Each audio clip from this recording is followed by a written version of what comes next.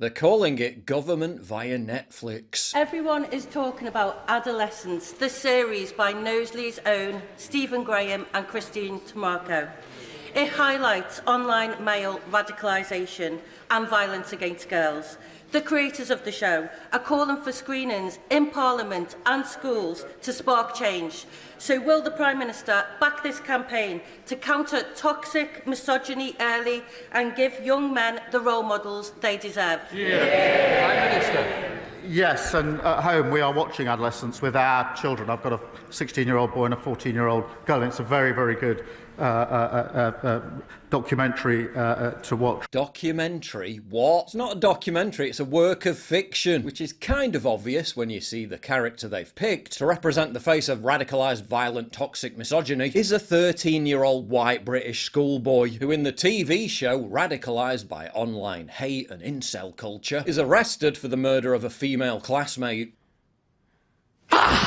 If it was an honest documentary, the culprit wouldn't look anything like that. The most sickening example of violent, radicalised, toxic misogyny to occur in the UK in recent years was in Southport last summer when Axel Rudakabana stabbed those little girls. He looked like this. He didn't look like this. How it started, how it's going. Netflix's version of Cleopatra versus Netflix's version of Axel Rudakabana. Gotta keep pushing that narrative. Can't wait for Netflix to do a series about the grooming gang, so many parts for white men. The majority of knife crime in the UK is young black men stabbing other young black men. It's not wiry 13-year-old white boys attacking white girls. Non-Brits are clearly overrepresented in sexual offences against women. There is a growing problem with predatory misogyny because our governments have been importing it for the last 2 decades plus. Not because some teenage white kid watched a few too many Andrew Tate videos. There is a huge problem with radicalisation, and the majority of it is Islamic. We've imported that too. Black teenager stabs a girl, media makes a series about it using a white working class boy. Government wants it spread so they can drum up support for legislating against free speech. The core dysfunction of the UK visible all at once. The wall-to-wall promotion of this Adolescence show is like something I've never seen before. They know most people won't be familiar with actual crime statistics, and they know it's easier to socially engineer people through the medium of fictional television. The true causes of toxic misogyny and knife crime would lead to answers that aren't very politically correct. They change the race because the reality is too terrifying. If they were honest, much of the focus would inevitably fall on protected minority groups, which would undermine the unquestionable sacred cow that diversity is our greatest strength. A narrative that can't be undermined by anyone in a position of authority, so they have to create a more palatable scapegoat by literally wrapping the entire narrative around a fake, made-up fictional TV show to indoctrinate the normies into thinking that the real core of the problem is working class white teenage boys. It's classic Pavlovian conditioning, designed to elicit a clamour for the response they wanted all along. More demonisation and demoralisation of white British kids is the problem, more distraction from the elephant in the living room, and most importantly of all, more online censorship.